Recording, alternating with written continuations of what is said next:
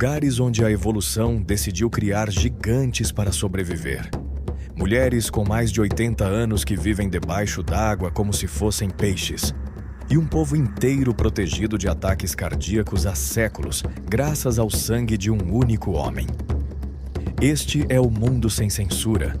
E hoje vamos conhecer as tribos que desafiam as leis da ciência.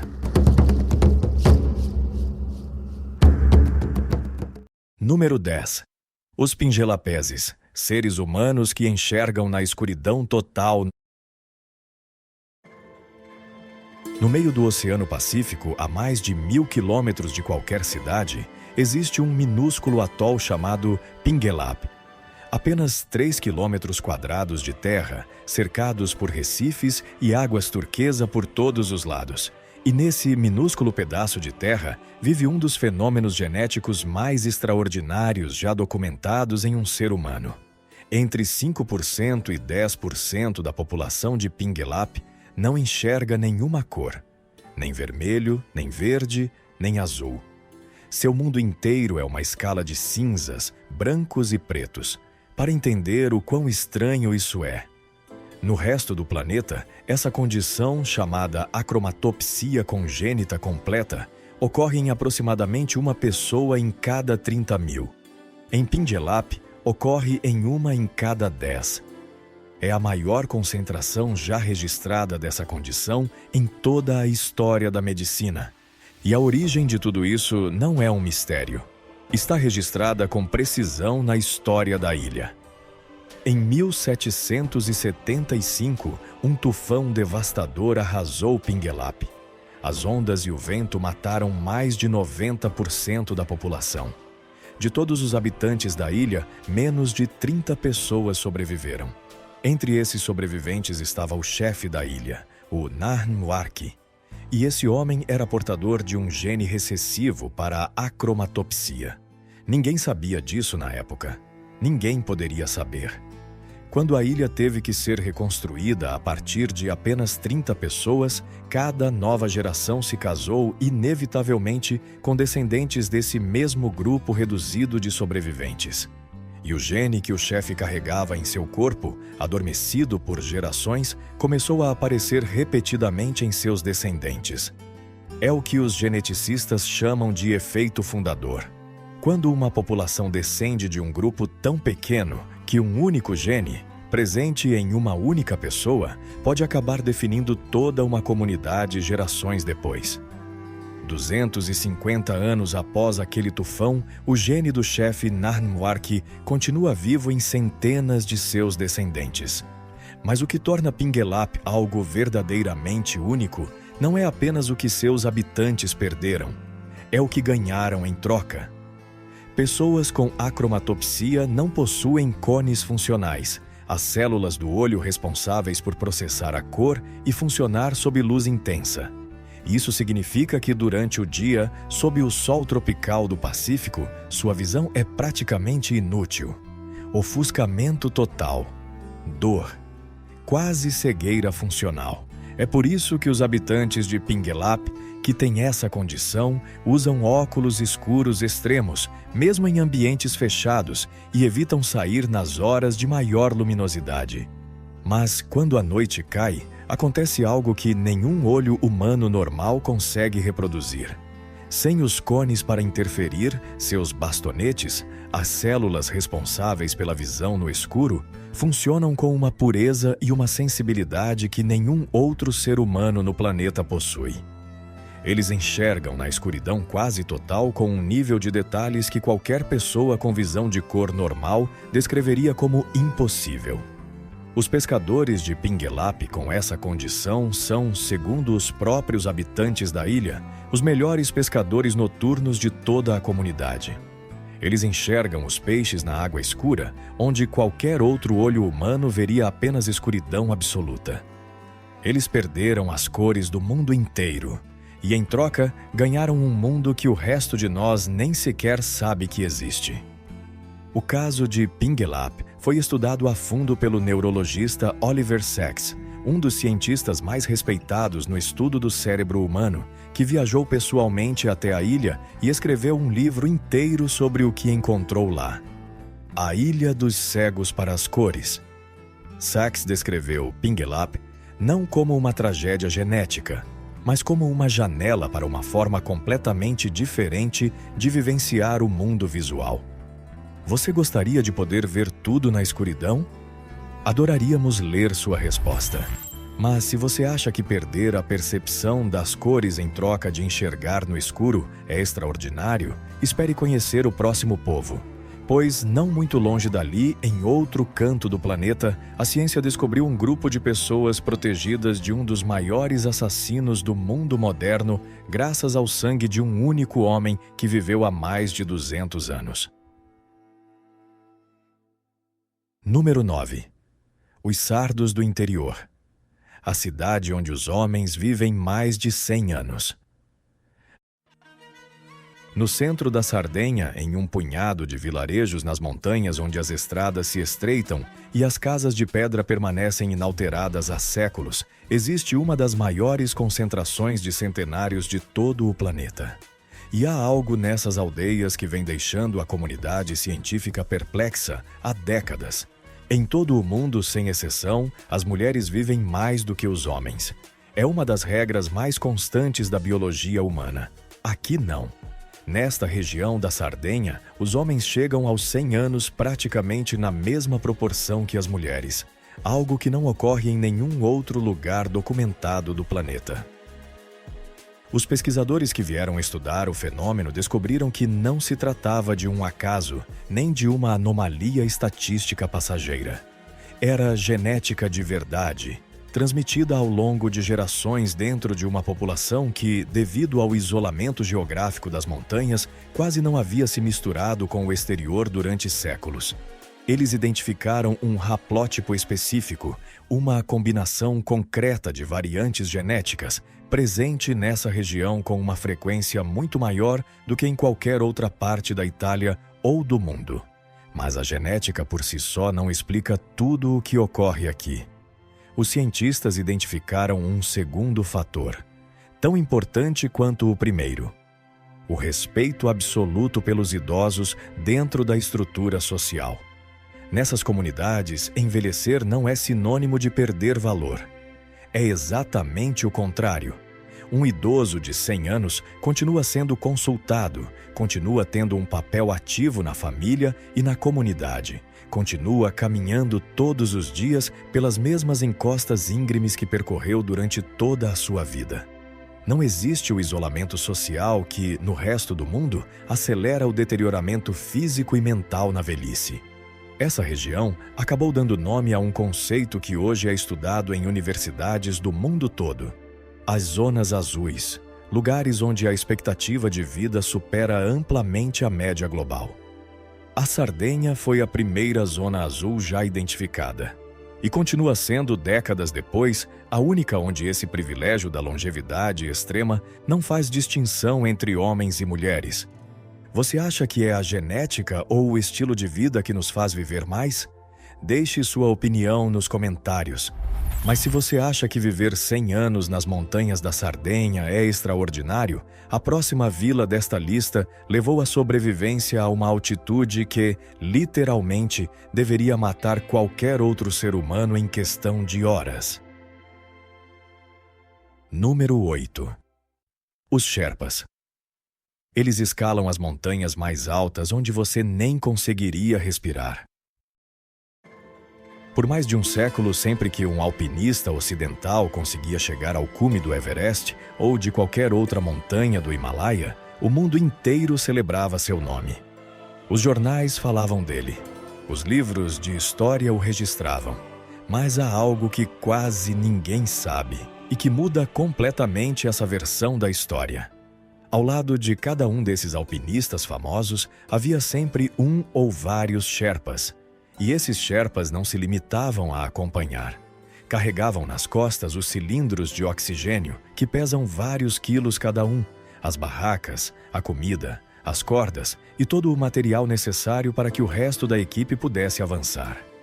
Eles escalavam a mesma montanha, com mais peso nas costas, mais vezes, e muitas vezes sem usar eles próprios o oxigênio engarrafado que carregavam para os outros. Eles não eram os ajudantes dos melhores alpinistas do mundo. Eram eles os melhores alpinistas do mundo. Só que quase ninguém jamais se deu ao trabalho de contar isso dessa forma. E isso não é história antiga. Continua acontecendo exatamente da mesma forma hoje.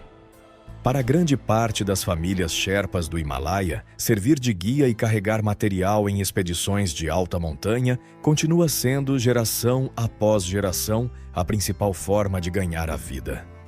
As crianças Sherpas crescem brincando e já trabalhando nas encostas mais altas de suas aldeias e, desde muito cedo, começam a escalar montanhas que, para qualquer outra pessoa no mundo, representariam um desafio extremo de fim de vida. E não um dia qualquer da infância.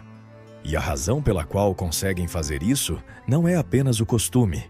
Está gravado em seus corpos. No teto do mundo, nas montanhas do Himalaia, os Sherpas vivem, trabalham e criam seus filhos a mais de 4.000 metros de altitude. A essa altura, o ar contém quase metade do oxigênio presente ao nível do mar. Para qualquer pessoa que não tenha nascido lá, chegar repentinamente a essa altitude pode causar mal de altitude grave, dores de cabeça insuportáveis, vômitos, edema pulmonar e até mesmo a morte em questão de horas, se o corpo não se aclimatar a tempo. Os Sherpas não apenas sobrevivem ali, eles prosperam. Durante décadas, os cientistas presumiram que sua resistência se devia simplesmente ao fato de terem nascido e crescido em altitude. Da mesma forma que qualquer pessoa que treina na montanha melhora sua capacidade pulmonar com o tempo. A realidade, quando estudada a fundo, revelou-se muito mais extraordinária. Os Sherpas compartilham com os tibetanos, o povo do qual descendem, uma variante genética chamada EPAS, que altera completamente a forma como seu corpo utiliza o oxigênio disponível. A maioria dos seres humanos, ao subir a grandes altitudes, responde produzindo mais glóbulos vermelhos para compensar a falta de oxigênio. Parece lógico, mas essa resposta, mantida por anos, torna o sangue mais espesso, eleva a pressão arterial e acaba prejudicando o coração.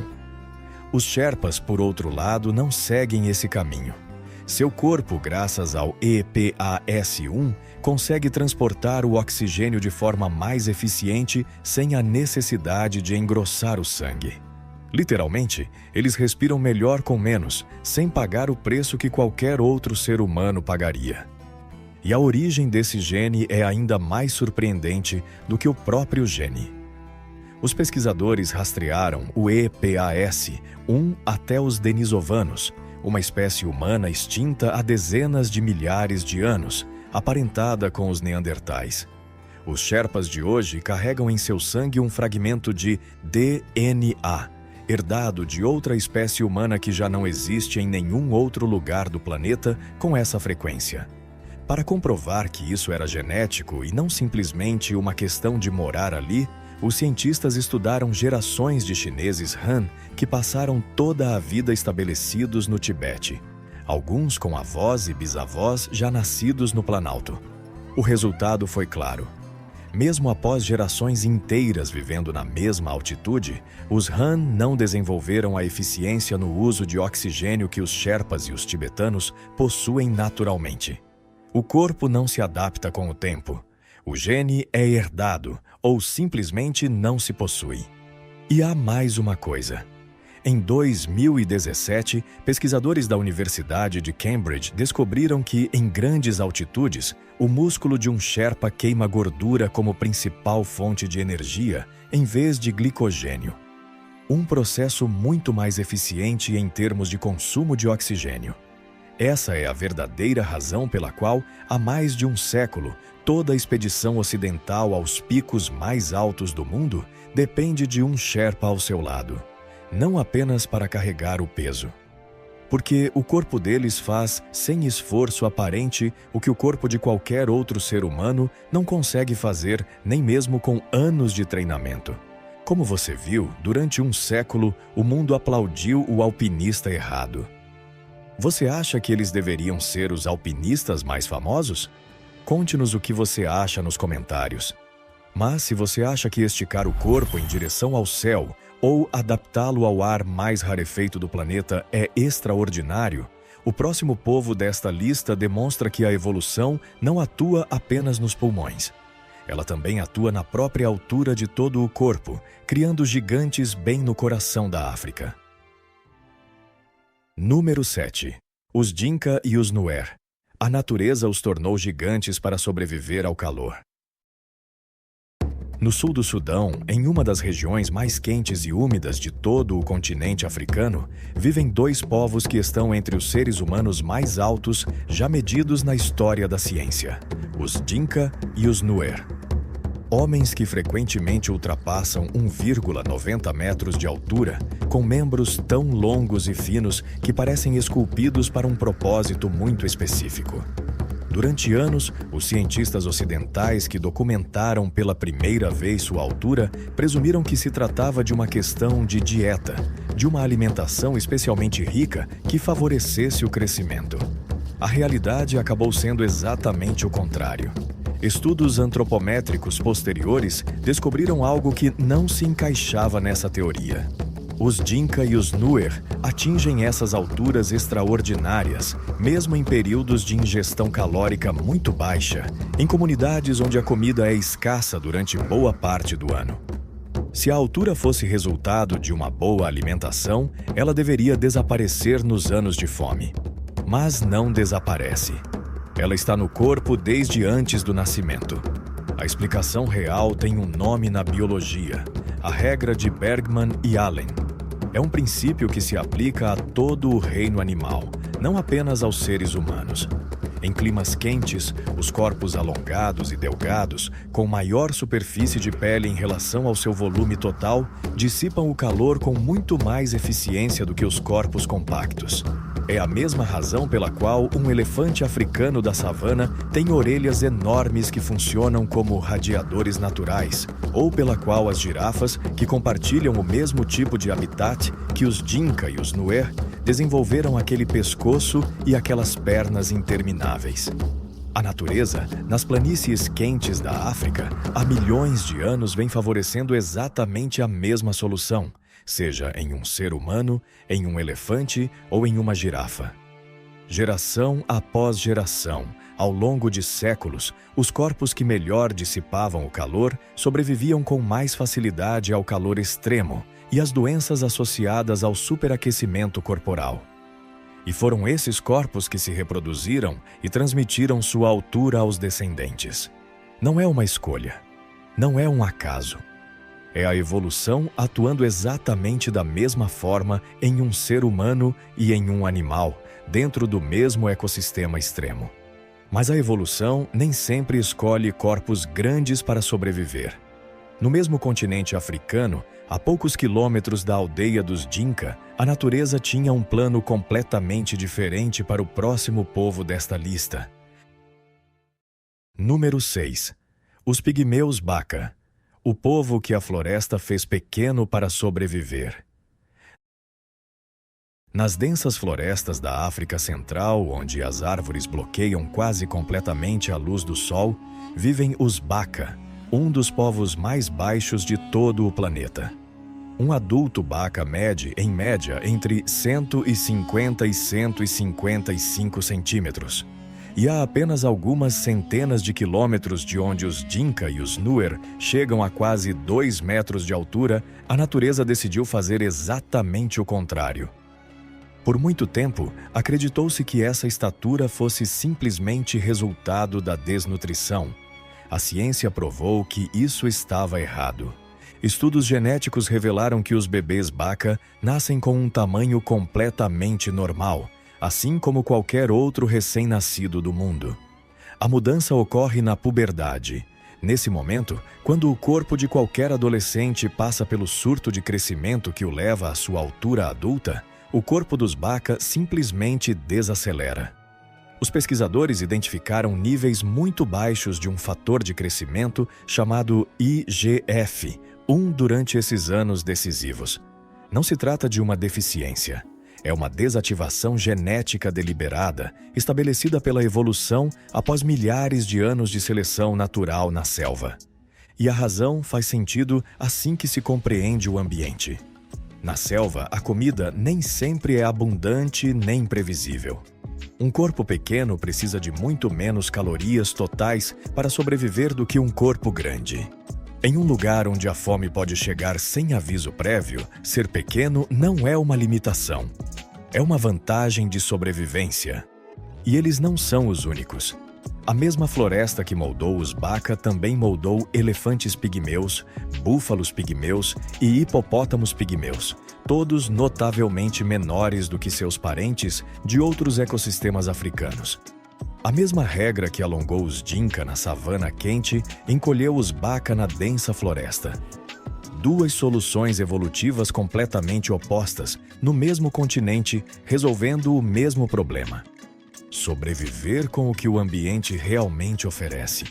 Os Baka também possuem uma habilidade extraordinária para escalar, com pés capazes de se agarrar a troncos verticais de uma forma que nenhuma outra população humana conseguiu igualar, subindo árvores enormes em segundos para coletar mel silvestre. Você acha que ser pequeno pode ser uma vantagem ou exatamente o contrário? Adoraríamos ler sua resposta, mas se você acha que a natureza já mostrou seus truques mais extremos com a altura do corpo humano, o próximo povo desta lista demonstra que, às vezes, o verdadeiro superpoder não está no tamanho, mas nas pernas que levam alguém mais longe e mais rápido do que qualquer outro ser humano no planeta. Se esse vídeo está te surpreendendo, curta agora mesmo e inscreva-se no Mundo Sem Censura, porque, como você vê, aqui você descobre o mundo como em nenhum outro lugar. Número 5. Os Kalenjin, a tribo dos campeões da maratona. No Vale do Rift, no oeste do Quênia, vive um povo que representa apenas 0,06% da população mundial. E, no entanto, nas últimas décadas conquistou mais de 40% das maratonas mais importantes do planeta. Não é um número exagerado. É um dado estatisticamente quase impossível de explicar sem um motivo biológico real por trás. Em abril de 2026, um corredor Kalenjin chamado Sebastian Sauer fez algo que nenhum ser humano havia conseguido jamais na história do atletismo. Correu uma maratona oficial em menos de 2 horas. Seu tempo foi de 1 hora, 59 minutos e 30 segundos. Ele bateu em apenas 35 segundos o recorde mundial anterior, que estava nas mãos de outro corredor queniano, Kelvin Kiptum, desde 2023. 2 homens, 2 recordes mundiais consecutivos, a mesma região, a mesma etnia. Os cientistas que estudam os Kalenjin há anos identificaram vários fatores biológicos que atuam em conjunto.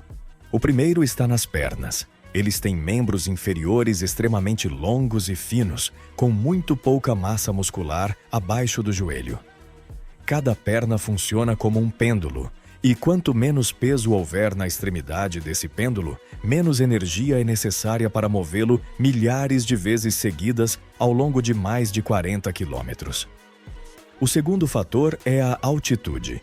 Os Kalenjin vivem e treinam naturalmente entre 2.000 e 2.500 metros acima do nível do mar.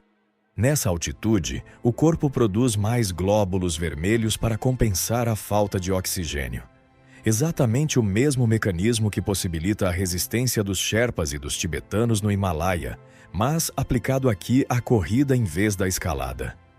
Mas a ciência também aponta algo que não tem nada a ver com a genética: o estilo de vida. Em grande parte dessa região, há gerações, as crianças percorrem diariamente longas distâncias a pé ou correndo, simplesmente porque não havia outra forma de se locomover. Sem carros, sem transporte escolar. Muitas crianças Kalenjin corriam vários quilômetros todas as manhãs apenas para chegar à escola, e os mesmos quilômetros de volta todas as tardes. O que para qualquer outra criança do mundo seria um treinamento de elite, aqui era simplesmente ir para a aula. A isso se soma um fator econômico muito específico. Nas últimas décadas, vencer uma maratona internacional tornou-se uma das poucas vias reais de ascensão econômica para muitas famílias da região, o que levou gerações inteiras de jovens a treinar com extrema disciplina e motivação desde crianças, com dezenas de campos de treinamento de alto rendimento concentrados em poucos quilômetros quadrados do Vale do Rift. Genética, altitude, infância correndo por necessidade e um motivo econômico real para não parar. Nenhum outro povoado do planeta reúne esses 4 fatores ao mesmo tempo. Mas se você acha que vencer o relógio é extraordinário, o próximo povo desta lista trava uma batalha muito mais silenciosa. Número 4. As Haenyeo. Mulheres que mergulham no mar até quase os 100 anos. Na ilha de Jeju, ao sul da Coreia do Sul, existe uma comunidade de mulheres que, há séculos, sustenta economicamente suas famílias mergulhando no mar todos os dias. Elas são conhecidas como as Haenyeo, as mulheres do mar, e fazem algo que derruba completamente a ideia que a ciência tinha sobre os limites do corpo humano em águas frias. Elas mergulham em apneia, sem tanque, sem roupa de mergulho moderna, várias horas por dia, praticamente todos os dias do ano, mesmo no auge do inverno, com temperaturas da água em torno de 10 graus. E continuam fazendo isso até idades que em qualquer outro lugar do mundo seriam consideradas impossíveis para esse tipo de esforço físico extremo. Há Haenyeo documentadas com mais de 90 anos que continuam mergulhando no mar todas as semanas. A idade média das que continuam na ativa gira em torno de 60 e 70 anos. Em 2018, uma equipe da Universidade de Utah estudou sua genética e descobriu algo inesperado. As Haenyeo apresentam mutações genéticas específicas relacionadas a uma melhor tolerância ao frio e a um controle mais eficiente da pressão arterial durante a imersão. E o mais surpreendente, essas mutações também apareciam em mulheres de Jeju que nunca haviam mergulhado na vida, simplesmente por serem descendentes de gerações de Haenyeo. A adaptação não depende apenas da prática. Ela está gravada em sua genética, herdada como um legado biológico silencioso, assim como ocorre com o gene EPAS, um dos tibetanos. Seu coração e seu sistema circulatório respondem à imersão em água fria, de uma forma que nenhum outro grupo humano estudado no mundo conseguiu igualar 100 anos de treinamento extremo. Mas o que torna essa comunidade ainda mais singular não está apenas em seu corpo. Está na forma como sua sociedade está organizada. Por gerações em Jeju, foram as mulheres que sustentaram economicamente o lar, mergulhando todos os dias, enquanto muitos homens ficavam cuidando dos filhos e das tarefas domésticas. Uma estrutura social invertida em relação à maioria das sociedades tradicionais do mundo, nascida da pura necessidade econômica de uma ilha onde o mar proporcionava mais do que a terra. Em 2016, a Unesco declarou a cultura Haenyeo Patrimônio Cultural e Material da Humanidade. Não foi apenas um reconhecimento de sua história. Foi um alerta. A cada ano, restam menos mulheres. As filhas e netas das atuais Haenyeo, com mais oportunidades educacionais e profissionais do que suas avós, já não optam por continuar com esse modo de vida. Os especialistas estimam que, em poucas décadas, essa tradição poderá desaparecer completamente, levando consigo uma das adaptações humanas mais extraordinárias já documentadas pela ciência. Mulheres com mais de 80 anos mergulhando no mar toda semana. Você aguentaria um único dia fazendo o mesmo? Mas se você acha que sustentar uma família inteira mergulhando no mar frio é extraordinário, o próximo povo desta lista vem travando, geração após geração, uma batalha silenciosa contra o mesmo inimigo que mata mais pessoas do que qualquer outra coisa no mundo moderno: as doenças cardíacas. Número 3. Os Pima. O superpoder se tornou sua condensação. No deserto do Arizona, nos Estados Unidos, vive um povo indígena, os Pima, que durante séculos sobreviveu em uma das terras mais áridas e inóspitas da América do Norte, graças a um sistema de agricultura e canais de irrigação extraordinariamente avançado para a época. E dentro de seus corpos, eles carregavam um segredo genético que, por gerações, foi a diferença entre a vida e a morte. Os cientistas chamam-no de gene economizador.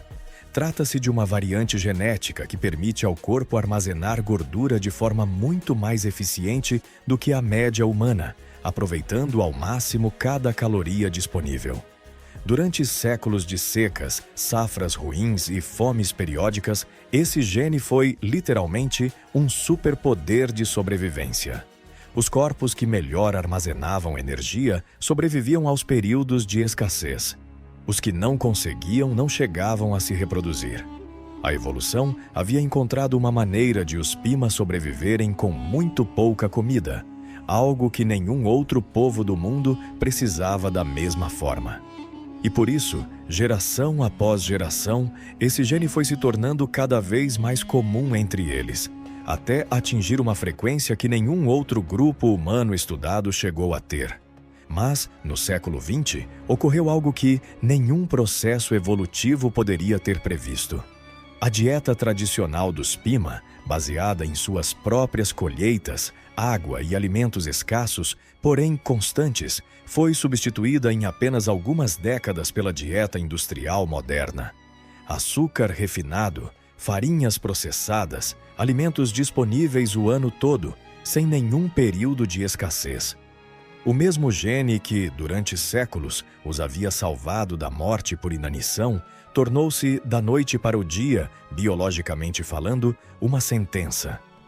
Hoje, os Pima do Arizona apresentam a taxa de diabetes tipo 2 mais alta já registrada em uma população humana em toda a história da medicina. Mais da metade dos adultos. Pima, com mais de 35 anos, vive com essa doença. É um número que nenhum outro povo do planeta chega nem perto de igualar. Pesquisadores do Instituto Nacional de Saúde dos Estados Unidos vêm estudando essa comunidade há mais de 60 anos, em um dos mais longos estudos sobre diabetes já realizados em uma única população, justamente porque seu caso é único. O mesmo corpo, os mesmos genes, mas um resultado completamente diferente dependendo do tipo de alimento disponível. Os próprios pesquisadores foram claros em sua conclusão. Não é que o corpo dos Pima esteja doente. O que acontece é que ele foi projetado pela evolução para um mundo de escassez que já não existe. Mas se você acredita que um gene pode salvar sua vida e depois se voltar contra você, o próximo povo desta lista demonstra que, às vezes, basta o sangue de um único homem para proteger um povo inteiro por mais de 2 séculos. Número 2. Limone sul Garda, a cidade protegida pelo sangue de um único homem. Às margens do Lago de Garda, no norte da Itália, existe uma pequena cidade com pouco mais de 1.000 habitantes chamada Limone sul Garda.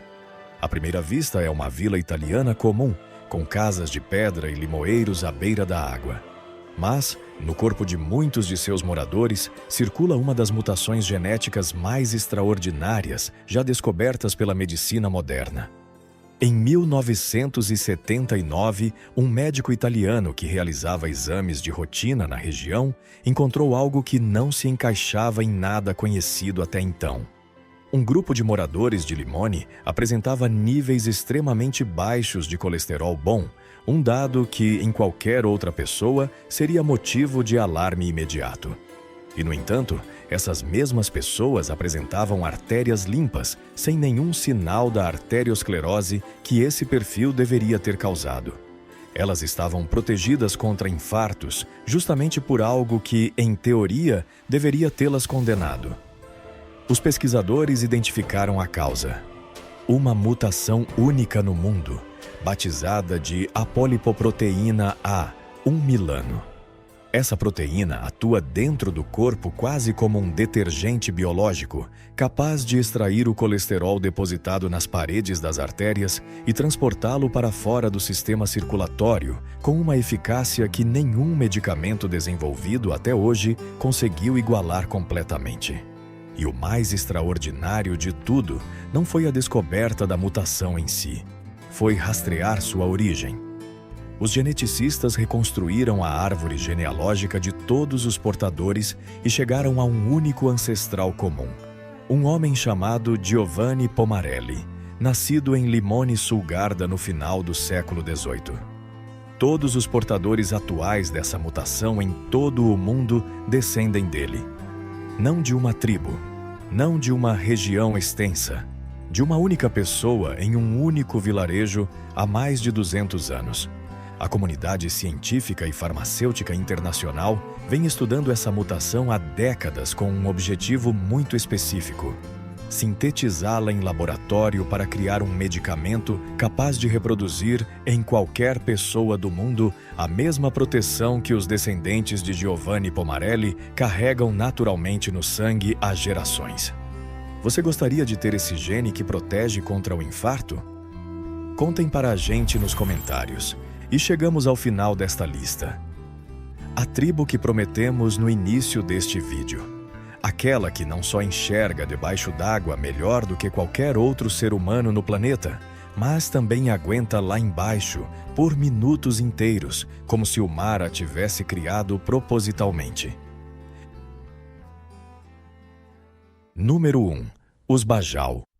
Os seres humanos que vivem sob a água como se fossem peixes. No Sudeste Asiático, entre as ilhas das Filipinas, da Malásia e da Indonésia, existe um povo que, há mais de 1000 anos, vive literalmente sobre o mar. Suas casas são palafitas fincadas diretamente no oceano, a vários metros de profundidade. Eles não têm terra, não têm campos, não têm gado. Tudo o que comem, tudo o que são e tudo o que conhecem vem da água. E o oceano, com o tempo, os transformou por dentro. Um pescador bajau adulto consegue mergulhar até 60 metros com uma única respiração. Sem tanque, sem roupa de mergulho, sem equipamento. Apenas seu corpo, uma lança artesanal e óculos de mergulho esculpidos à mão. Eles conseguem permanecer debaixo d'água por um período entre 8 e 13 minutos seguidos. Para entender o que isso significa, um mergulhador profissional de apneia, alguém que passa anos treinando especificamente para isso, aguenta entre 2 e 4 minutos. Os bajau fazem isso todos os dias, para conseguir o café da manhã. Não é treinamento, não é técnica, é pura biologia. Em 2015, pesquisadores da Universidade de Copenhague viajaram para a Indonésia para estudá-los e descobriram algo que mudou para sempre o que acreditávamos ser possível no corpo humano. Os bajau têm o baço maior já registrado em qualquer população humana do planeta. O baço, quando o corpo mergulha, contrai-se e libera glóbulos vermelhos adicionais na corrente sanguínea. Mais glóbulos vermelhos significam mais oxigênio disponível para os músculos e o cérebro. É exatamente o mesmo mecanismo que as focas e os golfinhos usam para prolongar seus mergulhos. Nos seres humanos ele existe, mas de forma muito limitada. Nos bajau, o baço era, em média, 59% maior do que o das tribos vizinhas que vivem em terra firme. Não um pouco maior, quase o dobro. E o mais impressionante de tudo, isso também ocorria nos bajau que quase não mergulhavam. O que significa que não se trata de uma adaptação que cada indivíduo desenvolve com a prática. É uma adaptação genética. O corpo dos bajau já vem de fábrica preparado para o oceano. Os pesquisadores identificaram até mesmo o gene específico responsável por isso, o PDE10A, uma variante que aparece nos bajau e não em nenhuma população vizinha e que está diretamente ligada ao tamanho do baço. A seleção natural, ao longo de séculos de vida subaquática, havia literalmente reescrito parte de seu código genético. Mas não é só o baço que é diferente. Seus olhos também se transformaram. Um estudo demonstrou que as crianças Bajau contraem as pupilas ao mergulhar de uma forma que nenhuma outra população humana estudada é capaz de reproduzir, o que lhes permite enxergar com clareza debaixo d'água, onde qualquer outro ser humano veria apenas imagens embaçadas.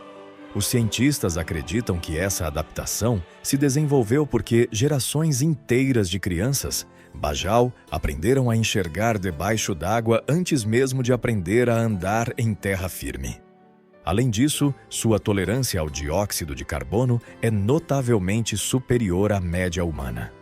O impulso de respirar não surge da falta de oxigênio, mas do acúmulo de CO2 no sangue, que aciona um alarme no cérebro.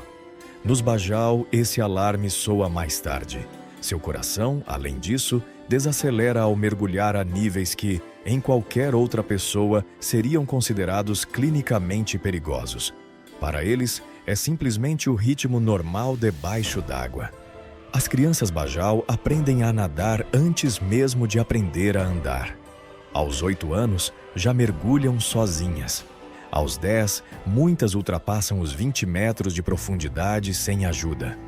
Há registros de pescadores. Bajau vencendo competições locais de apneia contra mergulhadores treinados especificamente para competir. Não como exceção, como algo completamente normal.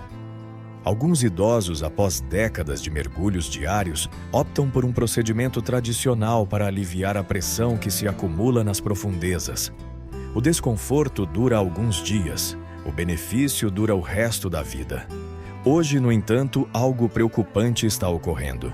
Os governos das Filipinas, da Malásia e da Indonésia vêm pressionando há décadas os Bajau para que abandonem suas casas flutuantes e se estabeleçam em terra firme.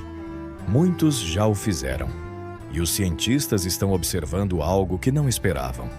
Nas famílias Bajau que vivem em terra há gerações, os baços estão encolhendo. A visão subaquática está se deteriorando. O reflexo de imersão está enfraquecendo. O que levou 1000 anos para ser construído está desaparecendo em 2 gerações. Porque a evolução, quando deixa de ser necessária, dá marcha a ré. E com ela, uma das experiências mais extraordinárias que a natureza já realizou com o corpo humano. Com tudo o que você viu neste vídeo, qual superpoder de todos os que conhecemos hoje você gostaria de ter? Adoraríamos ler sua resposta.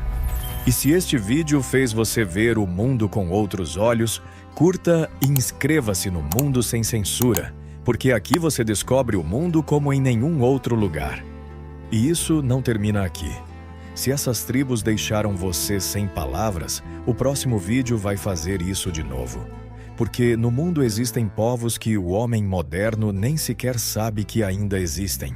Da ilha mais perigosa do Oceano Índico até as casas suspensas a 30 metros de altura na selva de Papua, não perca o próximo vídeo para conhecer. Pessoas que o mundo moderno nem sabe que existem. Ele está esperando por você.